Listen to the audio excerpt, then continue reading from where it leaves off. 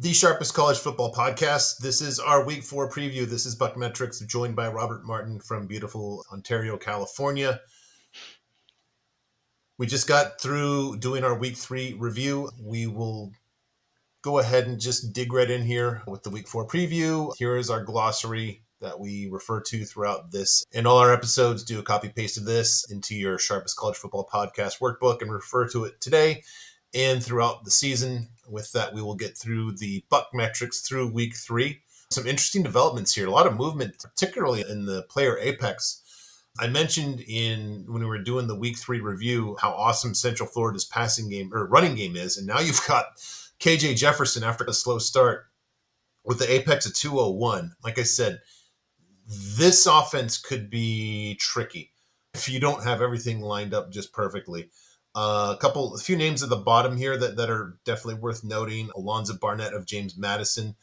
Big roster turnover at James Madison, and Chesney has done a good job there with a top 10 apex quarterback. Interesting at Western Kentucky, TJ Finley no longer the starter, and this gentleman, Caden Veldkamp, is number 9 in player apex. And boy, Northern Illinois, physical along the lines, and you have a top 10 quarterback. I think I did a little bit of backtracking about me saying that Northern Illinois is not one of the top G5 teams. So you have this, and when we get into their game this week a little more, I think there's a lot to like for the Huskies. So these 4 teams that I've highlighted, all big moves to me. What are your thoughts? Yeah, it is. It is interesting that Dylan Gabriel's up there. He's probably a little undervalued in the Heisman market right now. Jalen Milroe, again, good. Cam Ward is up there in the Heisman market. I don't completely buy that though, because again, he's had a good season so far, 100%. It's been 3 games. One of them was against Florida. Now you're going to say, oh, it was in the swamp, but as we talked about in part 1 extensively, it's been really bad, right? Yeah, that seems a little inflated. I want to see them play a good team, and then we'll talk. KJ Jefferson, though, Central Florida, that team is crazy. That's fun as well. Tyler Shuck, Louisville, and Ethan Hampton, again, Northern Illinois. But again, it's interesting because people are like, Quinn Ewers was one of the favorites for the Heisman, then he got some sort of minor injury. But it's interesting that this list looks very different than the current Heisman list, which is a positive, I'd say. So I think that's a positive thing rather than a negative. So Yeah, agree. Some other player apexes of note. Will Rogers so far working out well with Washington, although to be determined. They haven't played a Power 4 team yet. Ben Wooldridge, I just remember I was not inclined to like Louisiana until I actually did the Sun Belt preview. And the more I looked at them, the more I liked them. And a lot of sharp people I respect really like Louisiana this season as well. Ethan Kalik-Manis reunited with Kirk Shiraka, and I guess it's working out. Emmett Brown at San Jose State, a little bit of a slow start in that first game, although that doesn't count in Apex because it was against Sacramento State. He's actually done well. I've just been very interested in this whole weird thing about the college football version of the middle-aged guy getting a divorce and losing 50 pounds, getting a new haircut. With Ken Niumatalolo going to San Jose State from Navy and running the spread and shred after running the triple for so long. So far, it seems to be working out well. That's a fun team to watch, too. And Nick Nash is a really good receiver. Carson Beck, I thought he was going to be one of the best quarterbacks this year. He had an apex of 156 last season. Now he has played Clemson, which might be a drag on your numbers, but I don't know. That I need to see more from him. Georgia's kind of, I don't know, they left a lot of meat on the bone in Kentucky. I'll just put it that way. And maybe he'll do better, but not really what I expected from him so far. Shedeur Sanders, like I said before the season, guess what? He's not an awesome quarterback. Now, he will probably be above 78 by the end of the season, but let's just tap the brakes here on just how good we think Shedeur is, unless you just want to maybe look a little foolish, or unless Colorado has moved to the Mountain West and they get to play Colorado State every week. John Mateer, another guy that's getting a lot of run in the media, and he's got great legs, but I just want to point out Apex at 69. Right matchup could really, if you can force this guy to throw the ball, that could be a very different thing from what we've seen so far from Washington State. And lastly, Jackson Arnold for Oklahoma, the guy who displaced Dylan Gabriel with the apex of 50. Good job, guys. And congratulations on your 16 points against Houston as well. Oh, that includes the safety. Your 14 points against Houston a couple weeks ago. Any reactions to these other ones here I've thrown in here, Robert? no, Will Rogers at Washington is cool. He was really fun at Mississippi State, and then Mississippi State has literally completely functionally dissolved, so that makes sense. So he's really fun at Washington again. Ethan Kalmanakis, yeah, at Rutgers, really good too. That's a really good. He's done. Rutgers is a fun team, and again, they've barely played anybody of note, so we're going to see them really soon. And Carson Beck, a 120 apex is a little lower than I expected, right? People thought this guy should be competing for the Heisman, and I think he Yeah. is still on top Heisman boards, I think. Let me just double check that actually while we're here. No, he has fallen. He's down to 1200. He's down to 1200. 12 to 1. So that's definitely back a bit. But yeah, it's interesting to see him that low. The markets are picking that up. Shadur Sanders, 78. Again, people thought this guy was going to be the number one overall pick. I I don't was think never so. convinced of that. And then John Mater, Washington State. Again, from the looks of it, it seems like this team is like dominant, but I'm not seeing it. His apex isn't there. And Jackson Arnold, again, when we had Brendan Moore on the show for the SEC preview, he was high on Jackson Arnold, and we were, I don't know. Turns out that I don't know was maybe the right play there. But yeah, it's a very iffy. It's a little iffy there for Oklahoma. They have a really tough game this week, and they could be just pasted. But yeah, I'm interested to see the result of that game for sure. Yeah, we'll talk about that in a little bit coming up. The top 10 GGABs, this is our rushing effectiveness measure. You know, the two I've highlighted here, Central Florida, actually, I should have highlighted Alabama as well. Because Milroe is a top 10 apex quarterback, and you have Central Florida with KJ Jefferson and Mississippi, Jackson Dart. We just breezed over that. He's actually number one in apex right now. Now, they truly have not played anybody unless you are a huge Wake Forest fan. My apologies to you in that case. Um, that's tough. I think those three offenses are going to be difficult to defend. And interestingly, you've got Kalen DeBoer, who's got an awesome background as an offensive coordinator at Alabama. Central Florida, you've got Gus Malzahn, who, I don't know, if you were an Auburn fan, he was alternatively a horrible coach and a genius, depending on the year and the week and how the moon was in alignment with whatever other planets. And Lane Kiffin, obviously, background under Pete Carroll for a good offense, and then under Saban as well. Three really good offensive coaches that I think really just stunning balance so far. And we'll see how those hold up. Once you get into conference play, especially in the SEC, that could be a different ball game. But right now, I don't want to get in front of those three buses. Yeah, no, those are some really good teams there. Alabama is a scary team to play against. Tennessee as well. Central Florida, that could be a team to watch, as we talked about earlier. That could be a team to watch in the Big 12 as well. I also think that because of how well Boston College is doing, we could potentially see Boston College as one of the higher ranked ground game against Boston College teams. So that would be really Yes. funny. But yeah, no, again, shout out to them for improving because they were really, really bad. But no, yeah, some of these teams are not what you'd expect, and I'm really interested to see how this list progresses as we go forward because it's just a little early this so far. Yep. All right, top 10 player Ryans. A lot of these guys we've hit on already. Ryan Williams now getting a lot of pub. Interesting that there's an Arkansas guy on the list now. I think proof of concept with Bobby Petrino working out well offensively at Arkansas. And obviously, the weird mistakes that they make from time to time don't affect your Ryan. North Texas still with a guy in the top 10. Interesting that Troy does. Troy's in a little bit of a rebuilding mode with Jared Parker having maybe destroyed them, maybe not. Not sure about this Middle Tennessee guy, although Middle Tennessee's got some horrible defensive metrics, so they might just be a lot of garbage time / catch up in that as well.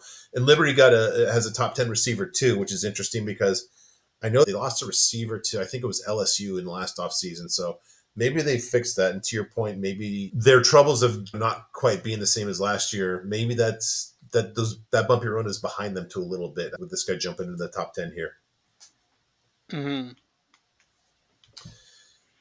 All right, what do we got here? Top 10 defensive team apexes. This is really, to a large degree, schedule dependent. I don't see anybody on here that's played really an awesome passing team.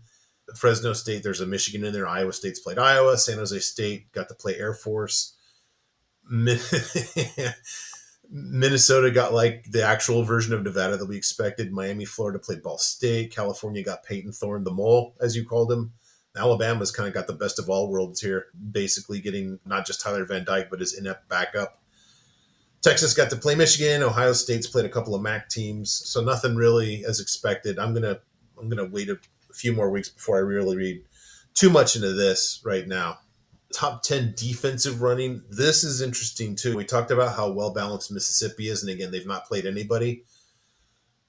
But boy, if you are good at if you're good running the ball and passing the ball, and you can stop the run, and again, they haven't played much, but you know what? You can't ask more than to basically be the most effective running defense in the country based on how much they've run the ball. You literally cannot ask for more than that right now until they play somebody better.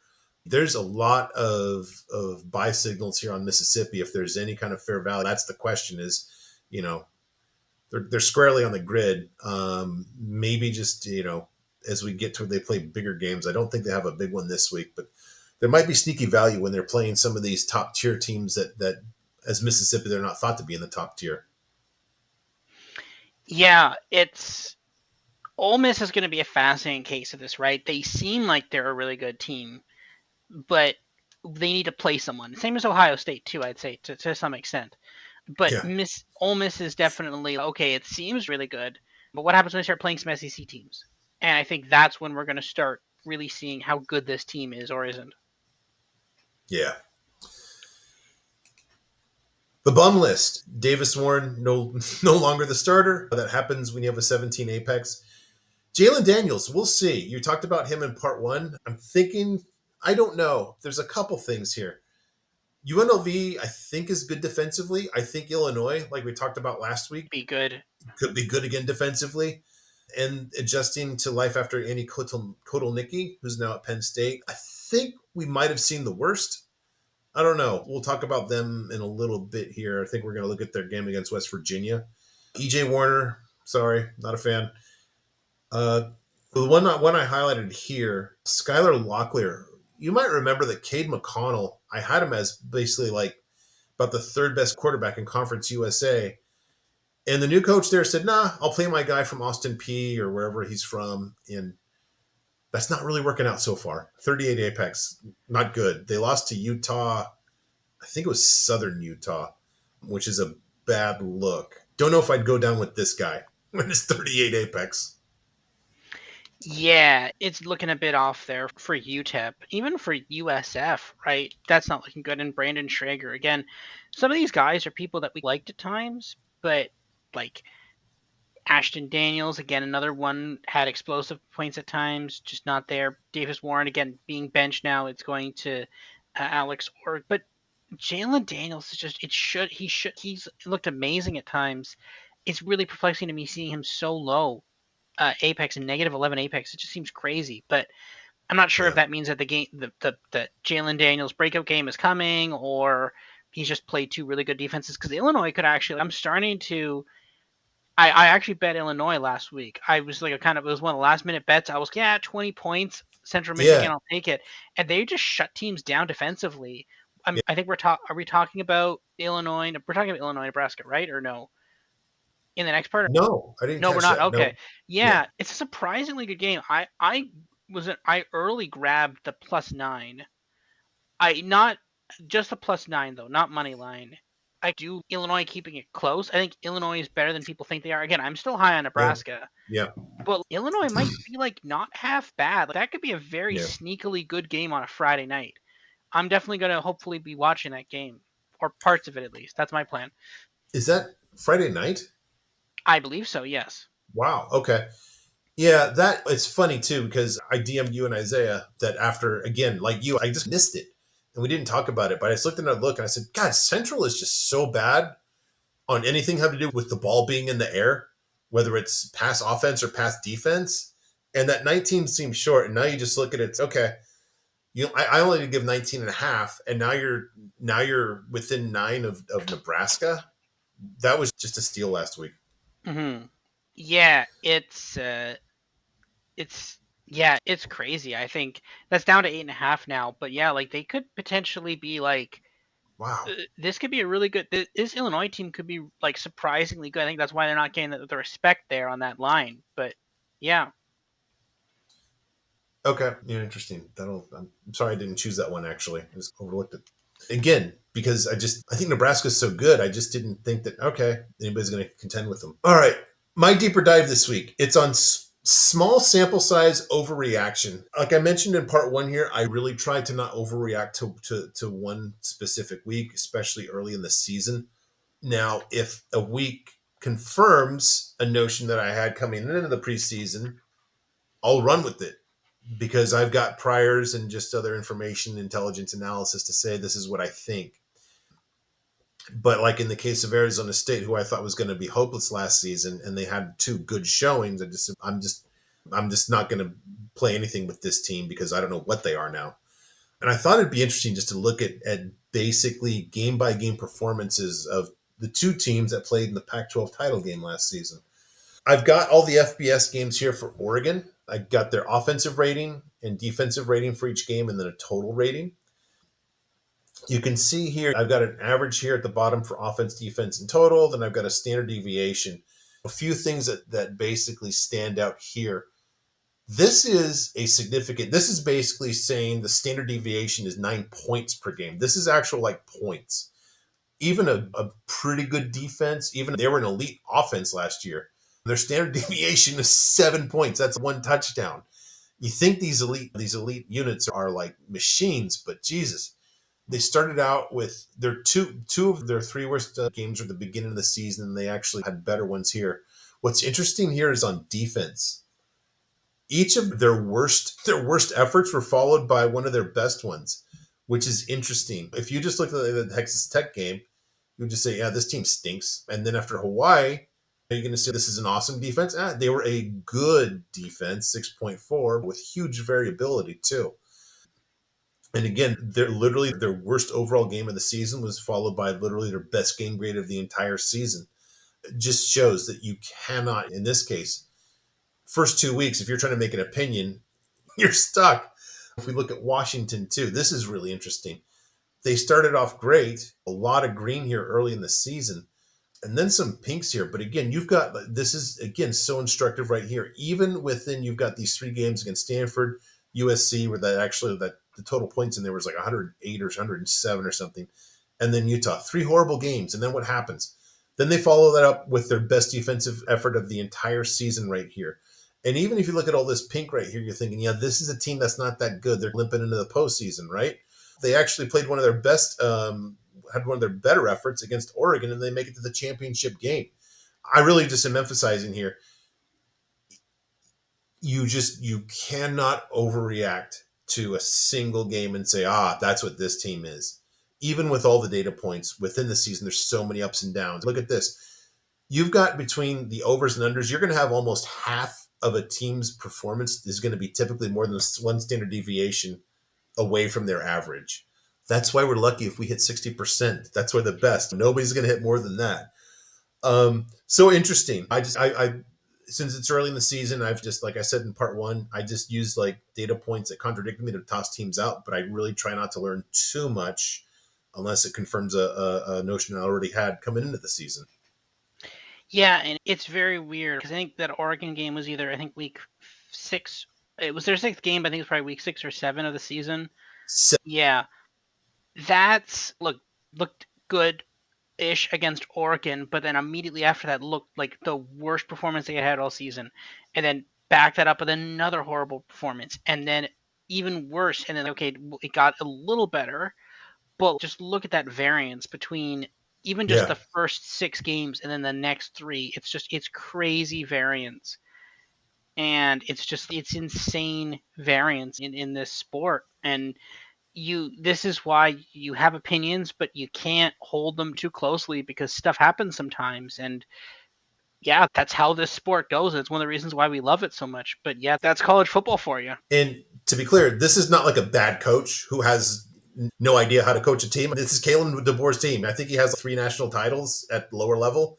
I think he has like maybe about 8 total losses as an FBS coach. Hmm. This is a really good coach. And even then, you're talking about a team over a period of 3 months of guys that are 18 to 22 years old. You're going to have variability. So yeah, the more you can, as much as your priors and your model bug me from time to time, I think it's valuable just to give a little bit more of a baseline rather than, geez, there's enough variability as it is.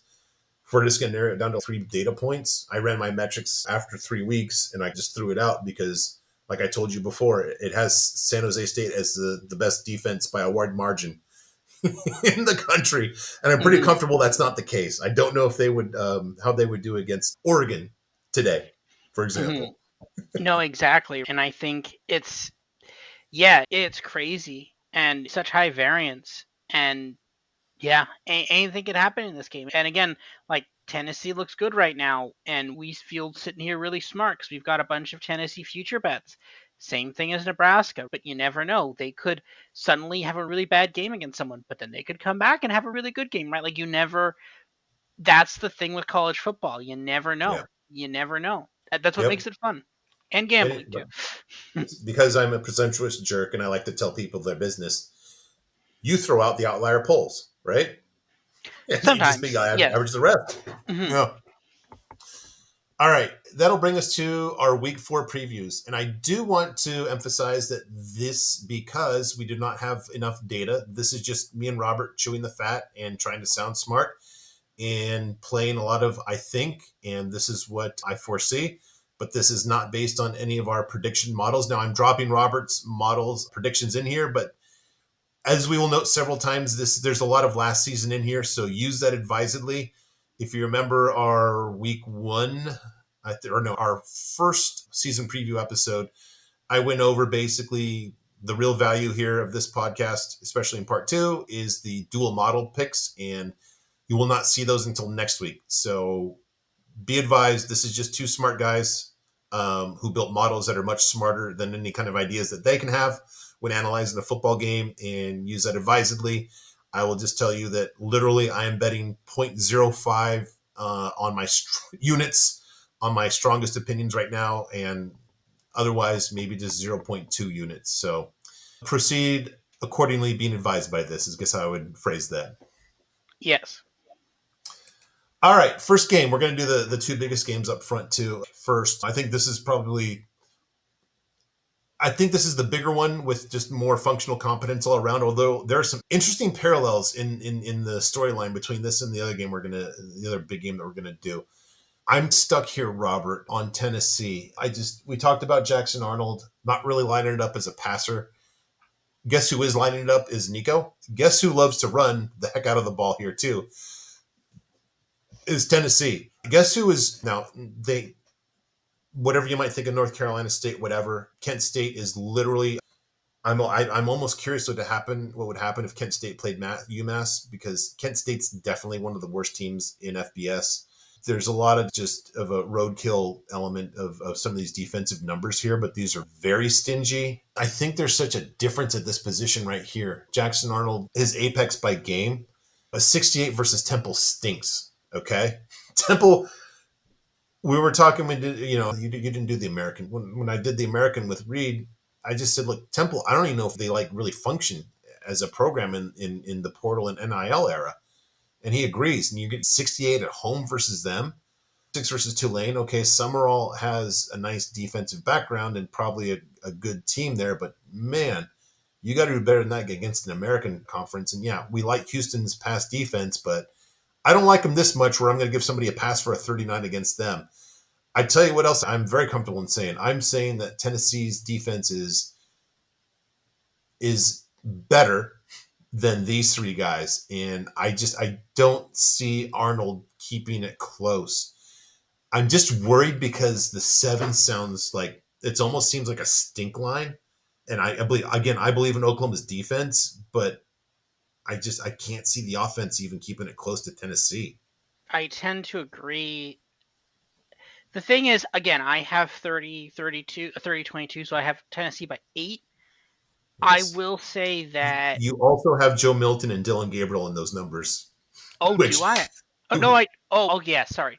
you have to Technically, flip those basically. so I'll clarify that. That is with each quarterback's stats for the model purposes, right? So that is with Nico and that's with Jackson Arnold plugged in for their respective quarterbacks. However, though, and that's the big however, there is a lot of data from last season, which includes passing yards per play from last season, Yeah. which there is your Joe Milton and your Dylan Gabriel data. So there is some of that still in there, but some of the data is this year. And I think that's the issue here is that Tennessee did struggle a little bit last year.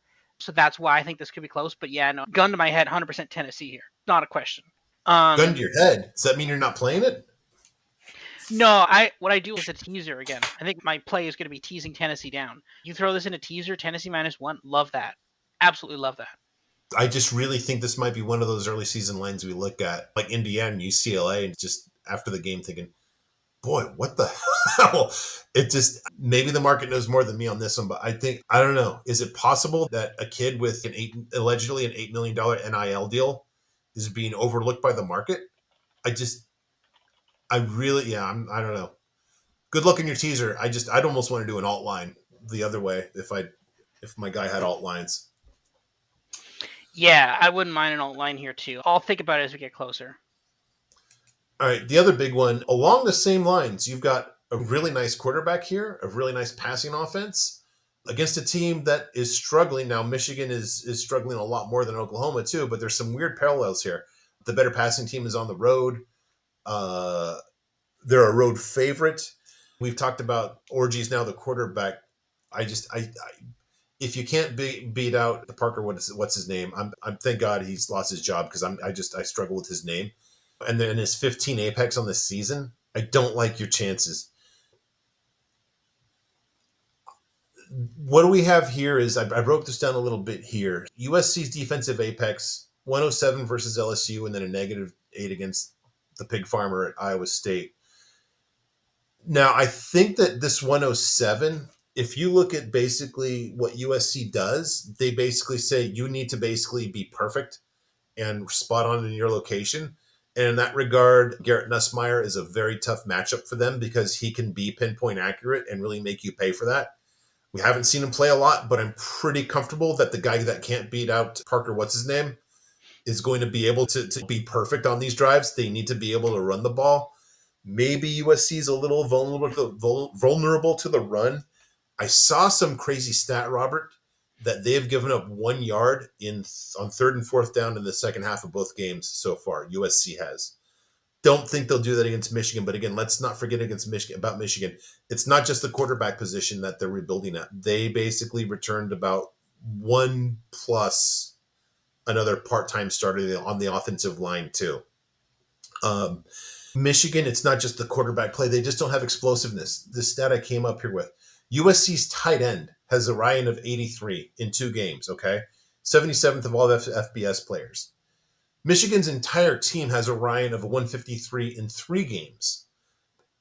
Per game, basically, you have just one guy on USC that's cumulatively as explosive as everybody on Michigan, and he's the tight end. Tight ends aren't explosive.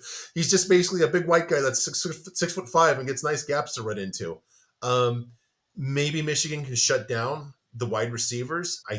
But you've got this tight end that's like tailor made for this matchup too. And I think in USC Zachariah Branch, he's been a little quiet this year. He's a smaller, shifty guy. I think he's the ideal guy to do a lot of these like smoke screens, these shorter screens that you can pop off for big gains. I think he's going to have a lot. Um, I it's a tough path to see for me to see Michigan really keeping pace with USC. I think USC's offense will be slowed down. I think that probably the under's probably a good bet here too, with one really limping along offense and two pretty good defenses. But I like USC basically for sure in this spot. Yeah, I like USC, and my model also likes USC, and apparently the over too. Yeah, I've got Michigan winning by what, 14? Which, USC by 14. yeah, USC by 14, which seems right. Like that seems at minimum. That seems like a bit even too aggressive for. But again, there is still good Michigan in there too, right? There is Harbaugh running the ball, right? That's back to, and again, they're good, but not that good on offense. Still on running the ball, Yeah. and they've regressed a bit on defense as well. There is still some of that good Michigan team in there. I wouldn't be too crazy, like too concerned about that right quite yet. But no, I think this is not even close now. This shouldn't even be close at this point. This should be like just straight up a this should be a blowout. This should look very similar to the Texas-Michigan game. Yeah, both of them were at Michigan too. That's what obviously it's a bigger travel distance, but that's what this should look like to me at least.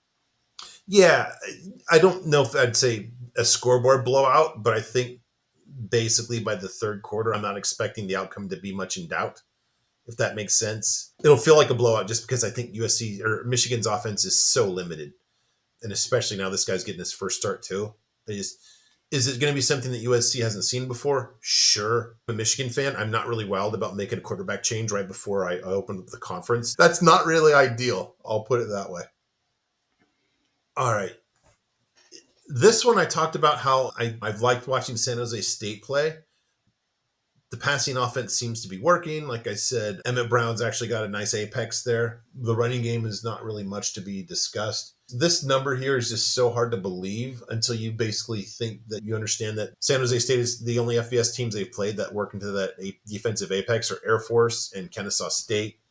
So it's believable, which I guess that becomes a matter of interpretation. Are they almost in for a culture shock in terms of like just seeing an almost functional quarterback? Now, we talked about Mateer, and he doesn't have the greatest apex. He actually does throw the ball forward, which would be a little different for them. Interesting, though, after you've played Air Force and you've only gotten a defensive GGAP of 110, which is pretty stingy because, typically Air Force is good for at least 200 just per game.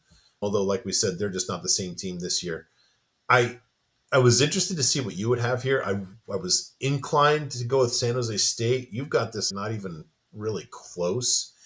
I don't know if I can pull the trigger on this, and didn't know if I was talking through this with you, if that would just give me I could talk myself into San Jose State. I'm just on the fence about this. What do you think about this one? Yeah, this is really when I'm this different from when we have something this different from the spreads, I'm a little concerned. But Washington State just did upset their rival. This is the prime letdown spot. People are like, oh, they're really good. 13.5 seems like a lot of points for a Mountain West rivalry game.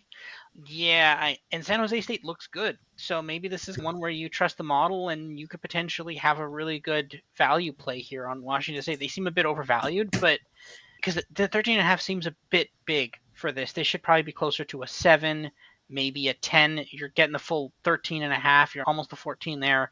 I feel like this is a bit over. I think this is a bit too high on Washington State there. Washington State, I think they are 3-0. Yeah, like they beat Texas Tech. Yeah, I think just the market's not. And again, if San Jose State had played anybody that can throw the ball like in any kind of manner, I'd feel a little more comfortable. I guess I just need to see it with Mateer. He's not been efficient, and I don't know. Maybe the market's just slow to see. Hey, San Jose State, there's some proof of concept there right away with the offense. Nick Nash is he's a really good receiver. The other thing that's interesting is this is a Friday game, Friday on the CW, so I don't know if you'll get it up there. But now you're looking at that game last week. I think was that where the Seahawks play, right? When Washington State beat Washington, right? That was at Seattle. Does that sound right? Yes, Because it I was a think so. neutral site. Now, because you're looking at basically what you're looking at, it wasn't a road game, but basically you had to travel across the state, and now you're Washington State on a short week after a road game, which is tough. Usually they try to avoid that. So maybe that'll be a little tough for them too. And I would also think maybe there's a little bit of letdown opportunity here after just they had to pour everything they wanted into beating Washington after everything and after just not only being abandoned into the Pac-2, but also Washington State really should have won that game last year too. So there was like triple like reason for Washington State to just pour everything into that game last week. And it's going to be really easy to overlook basically a commuter school. I'm talking myself into it. I think I'm going to do San Jose State here. Yeah, I do San Jose State here. I think they're worth a play here. All right. So, who do you believe in less? If somebody starts off with that, it's don't bet the game. I got to talk through it. You've got Jalen Daniels, and like I said, I think the bumpiest road is behind him. Again, horrible apex, but he's played probably two very competent defenses in UNLV and Illinois.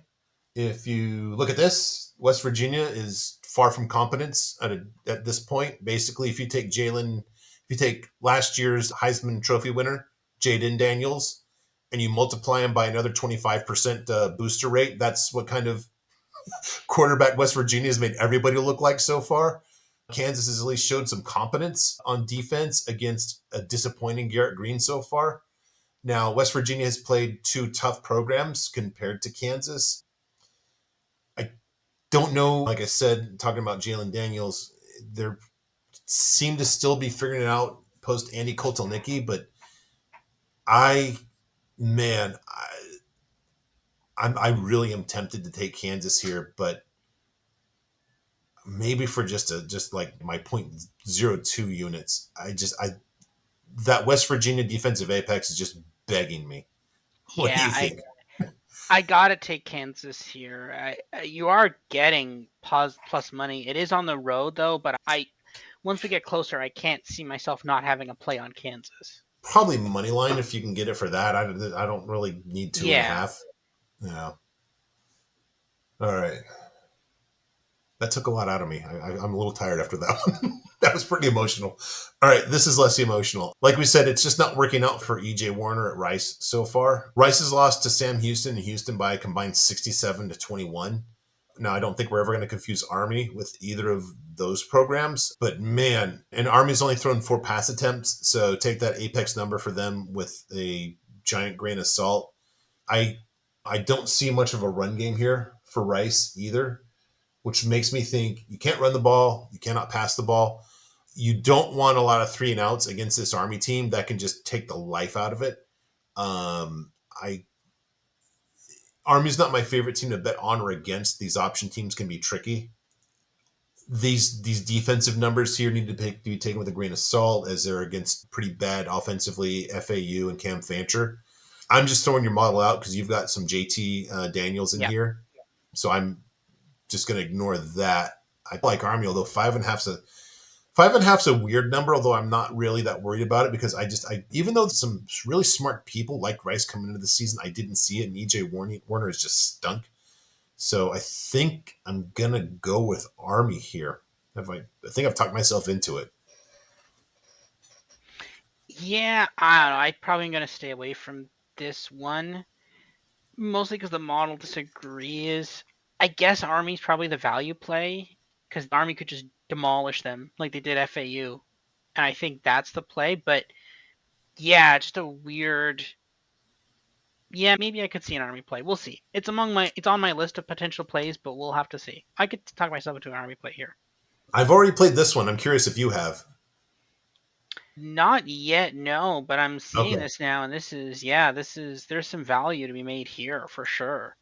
Yeah, like I talked about the beginning of this one, Alonzo Barnett the third. I think he's eighth in the country in Apex, and they've had a lot of roster overhaul at JMU. I think that Chesney's a really good coach. I think that they've probably played some of their worst ball. I think they're just going to be better and better as we go along here. Not What's interesting too is this disparity right here in defensive apex. Both teams have played Charlotte in FBS. North Carolina also played Minnesota, who I'm not really bowled over by Max Brosmer, Max T-Bro on Twitter. And yet North Carolina's given up a defensive apex of 179. I love the matchup of this against this right here. I think North Carolina's on their third quarterback now. Max Johnson got hurt in the opener against Minnesota, and then two guys took snaps and threw a lot of passes in the last game. So I haven't had a chance to look up, but I think that North Carolina might be well down the depth chart here. So I can understand the market being skeptical about James Madison, but I give me 10 and a half is a really nice number here too. There's just a lot more for me to like here. Your model's got this straight up. Now that's got Jordan McLeod, James Madison in there, but that also has Drake May in there to the same amount for North Yes. Carolina. I think that's the point, right? When you think about some of this, there's still a lot of data from last year in there, right? You have to be like, oh, okay, so it was North Carolina with Drake May for a long time. and then all of a sudden it just falls off a cliff with then I don't even know who their quarterback is now. And then JMU is, we've got Jordan McLeod, and then it goes down a bit too, right? So when you think about the average out, it's closer to that better one. And so that's the thing. So yeah, I could definitely see a JMU play here for sure. I think 10.5 is too big. JMU, we were concerned that JMU um, has been not. We were concerned JMU was going to fall off, but they seem to be clinging on a little bit. They seem to be not doing horribly. I don't hate that. I think that they're a play here. I do want to point out too that JMU actually at Charlotte, don't everyone do transitive, but it's an interesting data point. They actually were more impressive at Charlotte than North Carolina was at home versus Charlotte, 30-7 Yeah, versus 38-20. I 10 think point. Why are they 10-point favorites then? I think this is going to sound way too inside. I think that there's slow recognition of Barnett's actually good, the quarterback, and I think probably this is going to sound really dumb, but there's probably an element of it. I think by how much UCLA just got steamrolled by Indiana, maybe there's geez, can James Madison be without Signetti now? Um, I just maybe they're just not on to Chesney. I don't know, but I could be totally wrong here too. But man, yeah, like I said, I'm on this one definitely. This is interesting. Again, I wasn't expecting to and I still am not sure, but boy, Houston's had three really good defensive apex performances. You can see going to this number. It's not like these are against Rice we just talked about is having problems, but this is a power four team, even if the quarterback's struggling, and this is a good team. People are recognizing UNLV is good. You can see their quarterback, Donovan Smith, who I've never been a huge fan of, but this is the Willie Fritz side of the ball. Rough start against UNLV, who I think is really good defensively. This is a good number here. 135 at Oklahoma. That is a defense that I believe in. And then 100 against Rice. Okay, not awesome, but functional.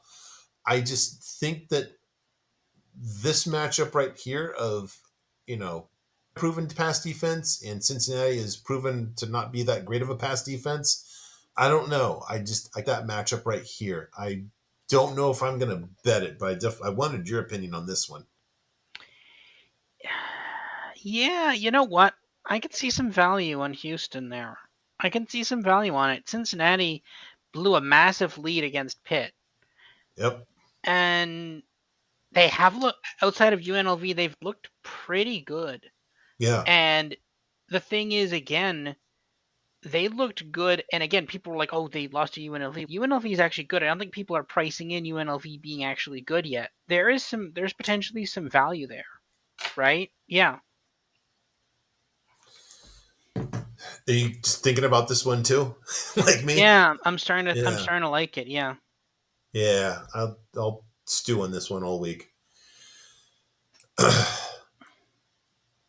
I don't even know if I really want to or I really don't want to. We've got the Colandrea against Tim Beck dynamic, which just scares me. But Coastal has, I don't know, Coastal was so good against Jacksonville State. Now, Jacksonville State has had some, they've taken a step back on defense. Coastal's also played Temple, who just pretty much stinks. Um, Virginia's played two Power Four teams in their FBS opponent, so there's definitely a nod to their numbers here. And I guess the fact that against better opponents they have about the same defensive GGAB. I don't. So Virginia's better on defense, but again, I just this. I don't know, but I just Coastal was so good against Jacksonville State. I guess everybody's good against Temple except for Jackson Arnold. I want to bet Coastal here, but I don't, just based on strength of schedule and I feel like I should be buying Coastal at this point. But there's the Tim Beck thing. I guess is maybe my summation of this.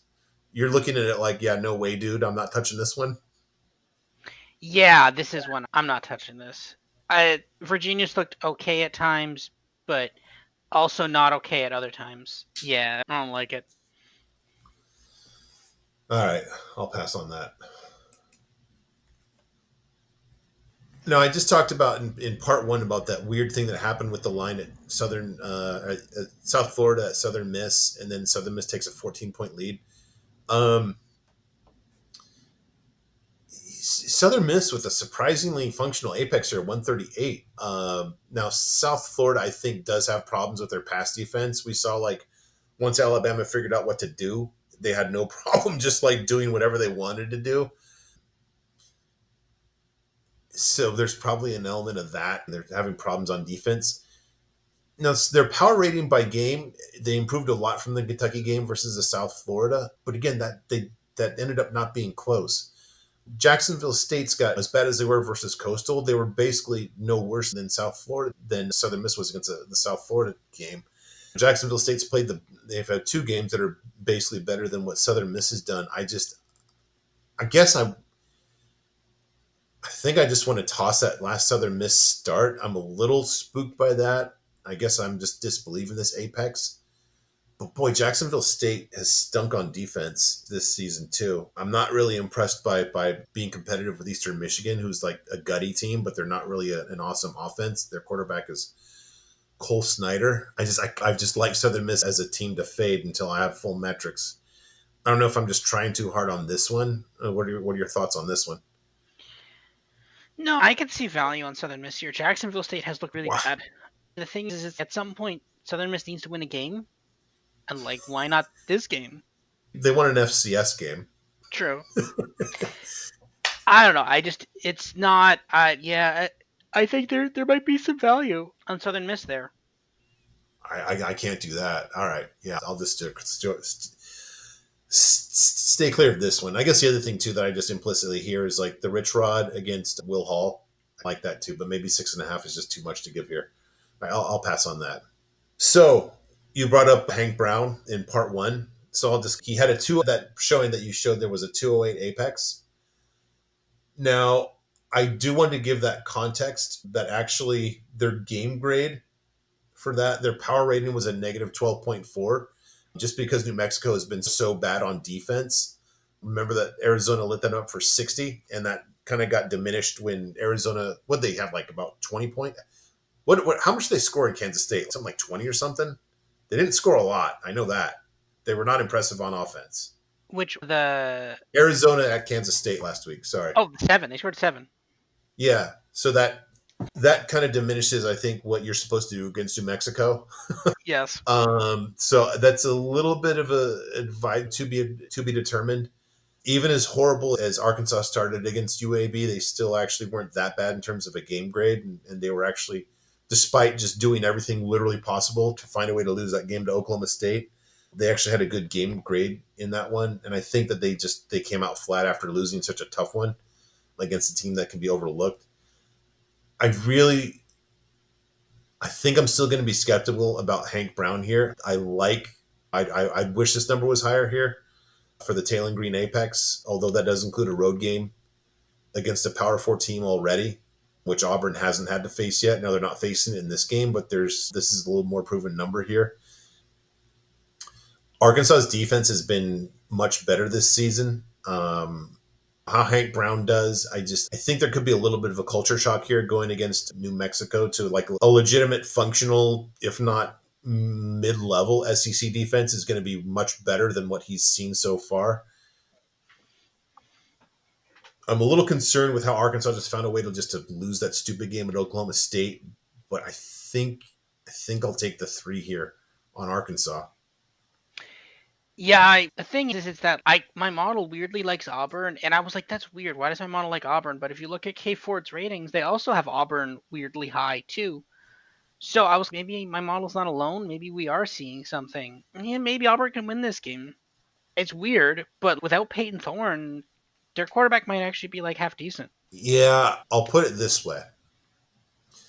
Stu Mandel was saying after Arch Manning had a really nice game against UTSA, oh, I'd feel comfortable with putting him against any team in the country. Now I know that shocks everybody since he's noted Big Ten expert Stu Mandel. But against after UTSA, no, I wouldn't do that. And I'd say, okay, if you did it at home against New Mexico, who's probably much worse on defense. Now, to your point, I don't know that necessarily means he's a bad quarterback. I think it's just an open-ended thing. But boy, just your first game against an actual SEC defense could be different. But you couldn't ask for more than what he did against New Mexico, too, at the same time. Ah, I don't know. Now you might be talking me off of this. To be determined. I'll think Yeah. about this one during the week. Yeah, this is where I'm doing a 180. Like I said, once we got to the Apex thing, um, I'm mystified by this number. Now I know Northern Illinois doesn't score a ton of points, but look at this. This is basically just I see this alone, and that's the ball game. Let alone how Northern Illinois just in look.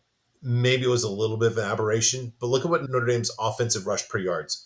By far, their worst effort was against this Northern Illinois, and they've also played. Oh, by the way, two Power Four defenses on the road. And conversely, who rushed for the most per play against Notre Dame? Northern Illinois, that was at Notre Dame versus two road games for Notre Dame. I don't really think I need to go into more detail than that. Just, is Northern Illinois a perfect team? No. But are they like I'm wondering what am I missing here on why is it only 14? If you're gonna say, hey Buck, here's $50, you have to bet on Buffalo, what kind of number do you get? I would want at least 24 and a half. At least. And even then, yeah, that'd be dicey. Yeah, no, 100%. I This number is iffy even for me. I think Northern Illinois is a pretty actually good play here. I like that. Yeah.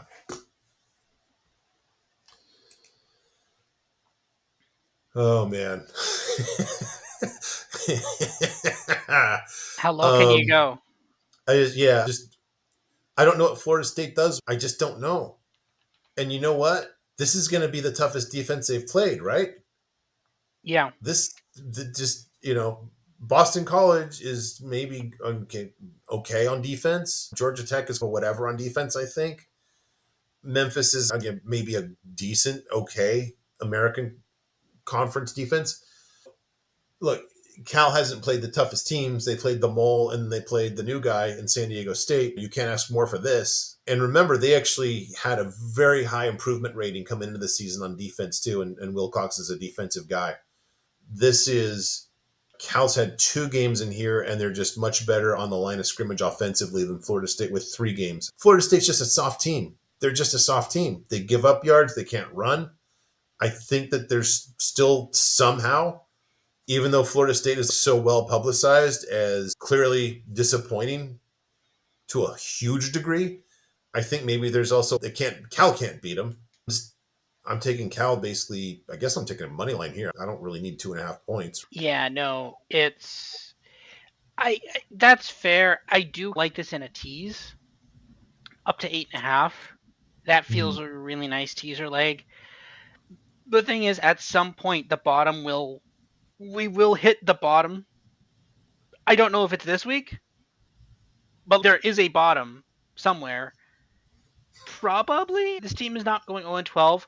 The only thing is that this is a cross country trip, but they went into Auburn and won in Auburn, and that's not that much further, right? I don't know, just pack on your frequent flyer miles. But this is the thing, right? It's Yeah, I don't know where the bottom is for this team, and I you beat Auburn and you beat Auburn, fine, not a problem with that, but you did get 4 interceptions and you did win by 7.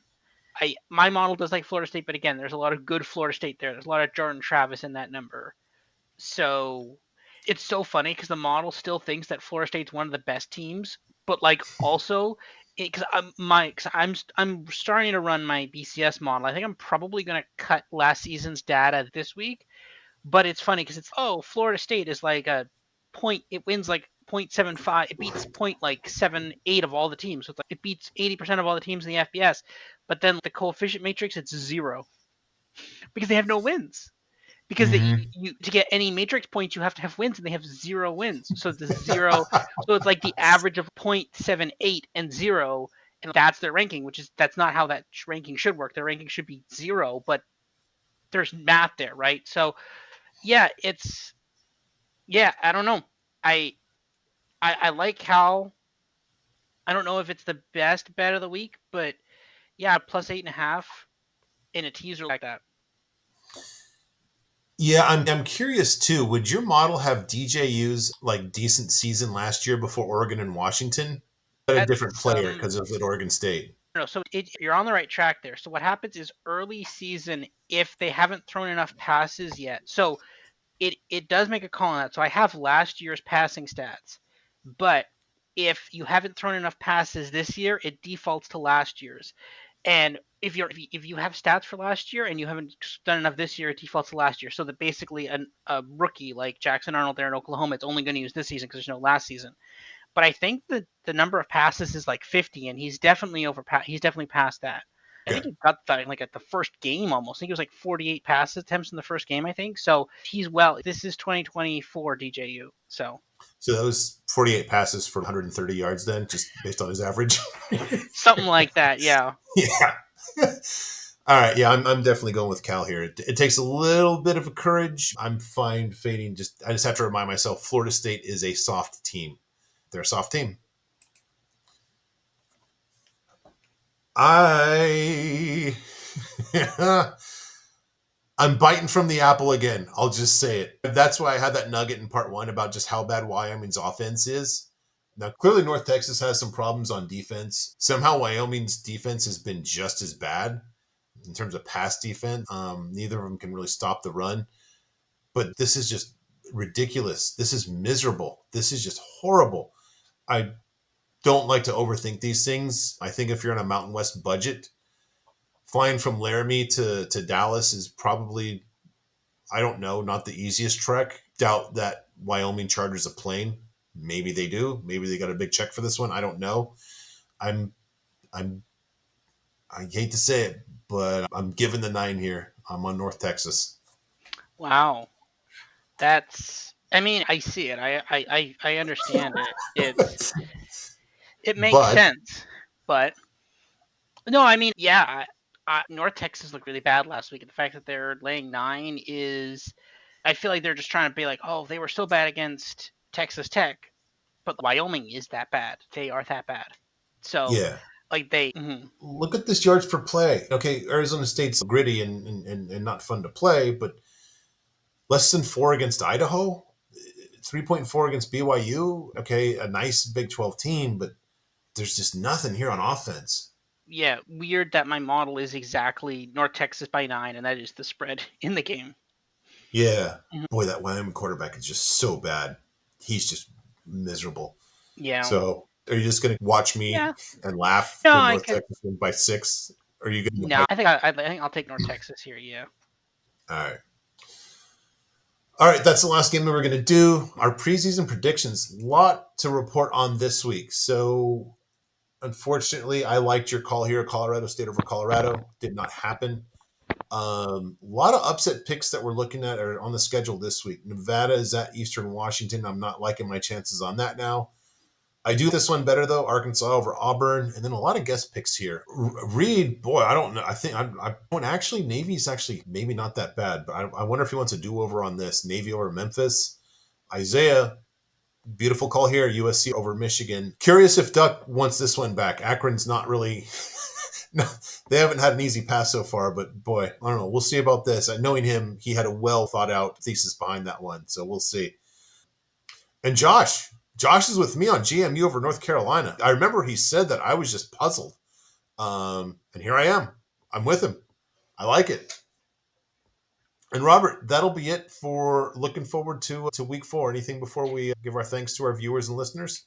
No, yeah, no, we are, as you mentioned, we are growing up. We see the stuff, and it's really good. And again, if you guys have any comments you want to share, you think we're right or you think we're wrong about something, let us know in the comments.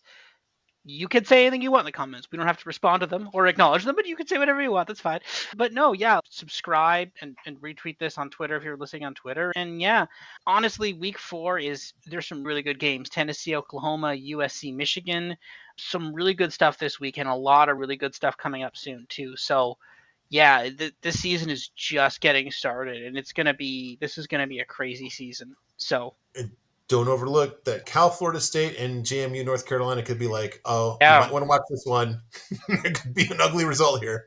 yeah, So, exactly. So yeah, no, I'm excited to see where this goes. So yeah, all righty. Thank you all for listening and viewing. We wish you the best of luck, and we will talk to you in a week. Until then, bye bye. see everybody.